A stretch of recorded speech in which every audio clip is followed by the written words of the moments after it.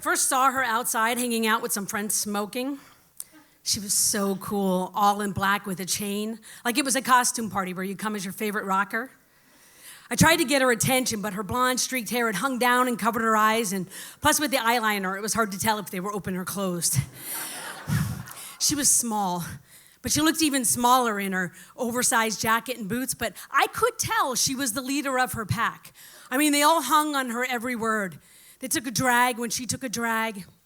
They laughed when she laughed, and they all looked away politely when she coughed. And she coughed a lot, maybe bronchitis. I was wearing a costume too, but mine was of the young professional lesbian in the 202. Black turtleneck, jeans, black belt, Doc Martens.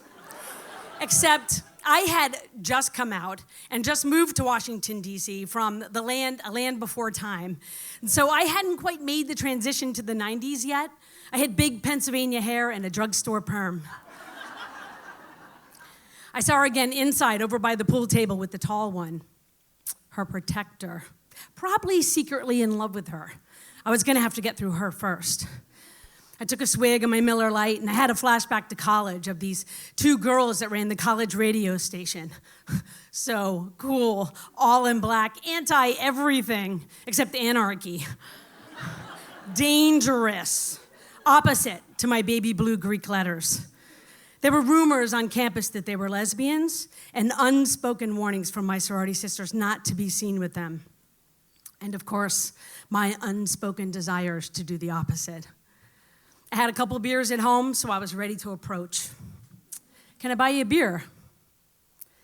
She was young, hadn't been to college. Another beer. They were just friends. Another beer.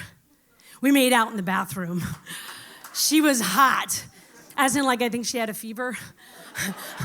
I'm not sure. I stuck my tongue into her mouth and she pushed me away to cough. Then she pulled me back. We tiptoed into an apartment that wasn't hers or was her sister's or something, I don't know, but into a room where she slept on the floor next to a cage. But I couldn't worry about that. I wasn't thinking about that because I was on a mission and I was doing my best to sober up enough to make her come. I go down. Patience, Molly, focus. But my head is spinning, and I think I'm doing a good job, but I'm not really sure. I'm new at this. So I look up to check on things, and that's when I see it for the first time. A rat. I close my eyes, and we're back in the action. And my mind's kind of wandering, but, I mean, she's getting into it now. So there is no stopping until success. Now I'm lying on my back on the carpet, and my face is just inches from the rat. She has a coughing fit and has to get up to get a drink of water, and this gives me time to check out my surroundings. I look at the rat. I think it's in a cage, but I can't say for sure. We lock pink eyes and enter into a staring competition, of which I am going to lose.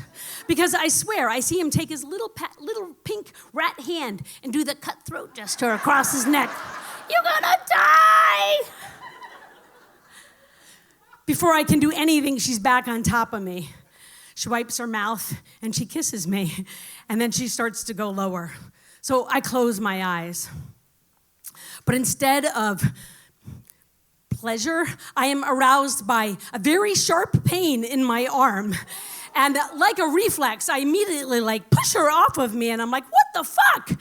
And I look at my arm, and there are 2 red teeth marks, drawing blood, and a bruise already forming.